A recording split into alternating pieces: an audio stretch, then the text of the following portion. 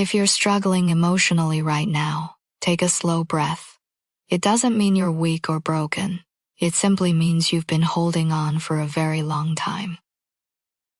Feeling exhausted doesn't mean something is wrong with you. It often means you've been strong for longer than your body expected. You're not tired for no reason.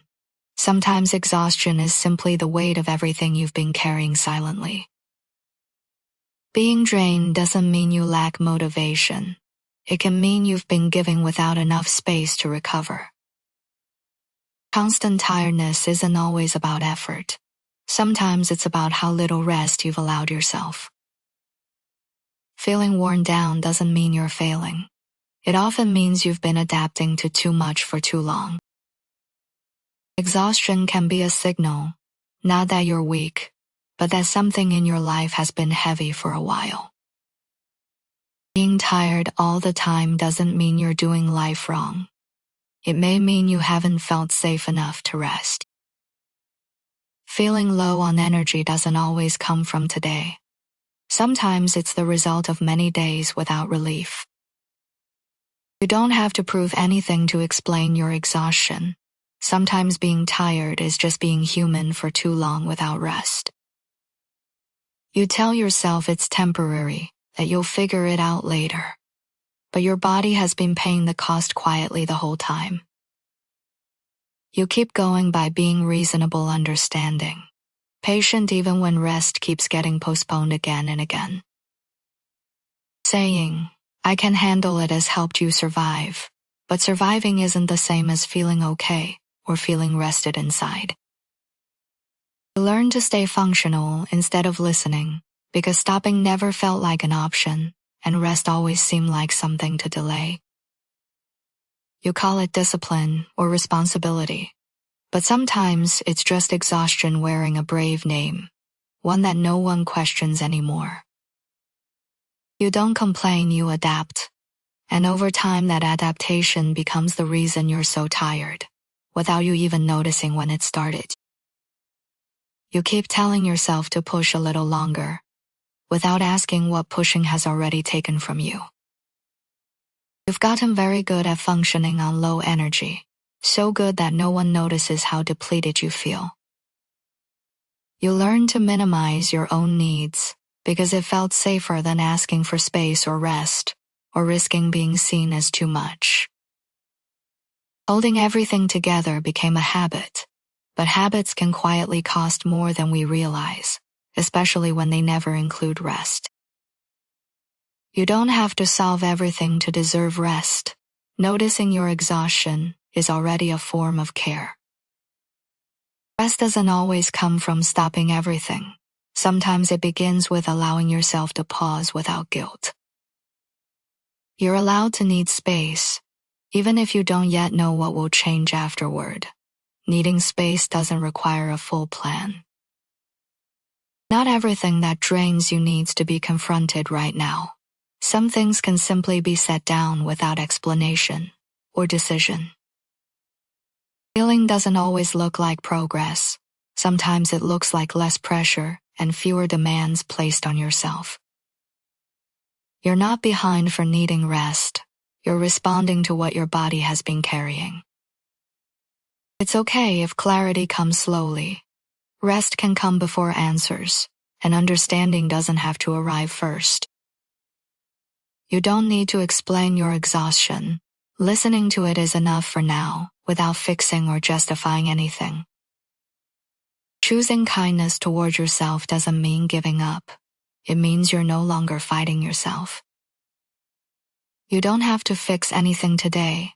Allowing yourself to breathe is already a beginning, even if nothing else changes yet.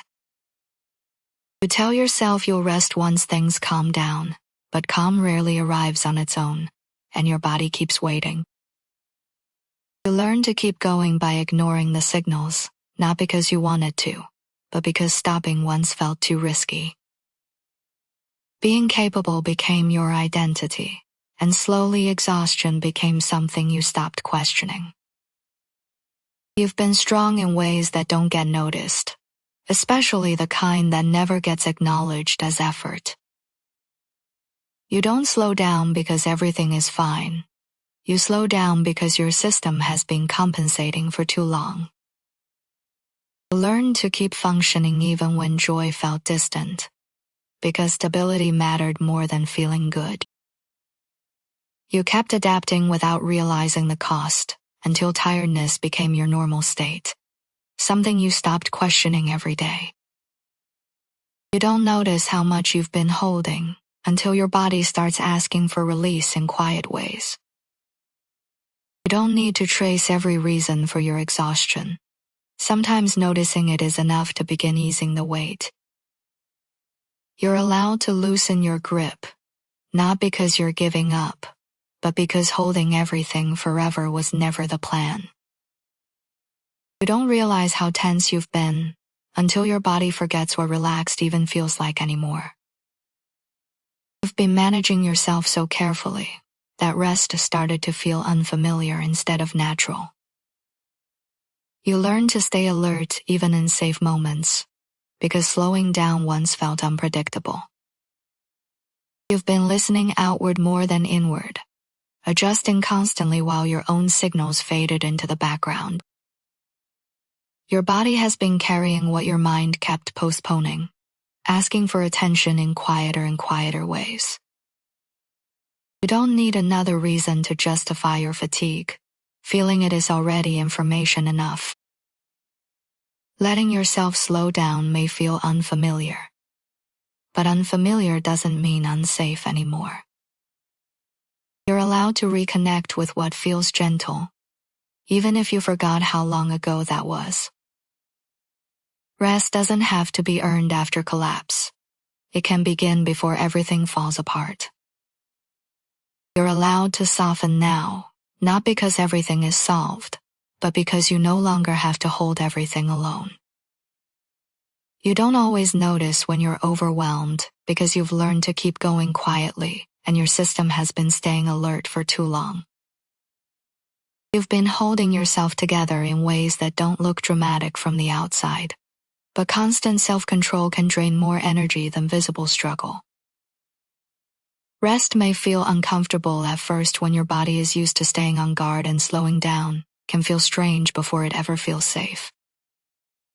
You might think you're just tired when you're actually carrying unspoken tension, because the body remembers what the mind keeps postponing.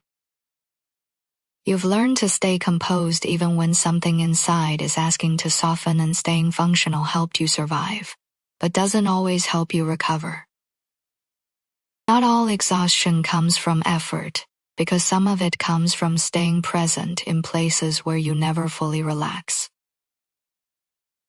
You don't need to be falling apart to deserve rest, because sometimes quietness alone is reason enough. Letting your guard down doesn't mean something bad will happen, because it means your system is learning. There's less to defend against now.